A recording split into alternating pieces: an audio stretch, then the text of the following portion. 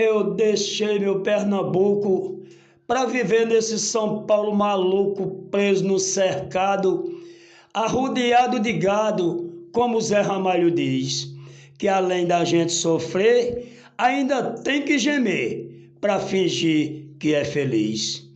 Eu tenho tudo o que eu quis, mas confesso abestalhado que isso é coisas da vida.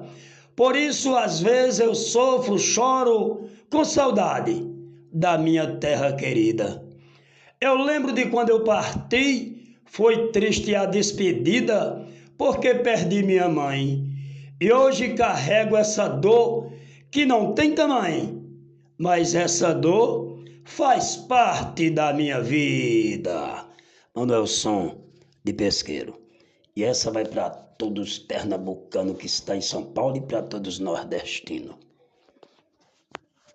E um abraço e até outra vez.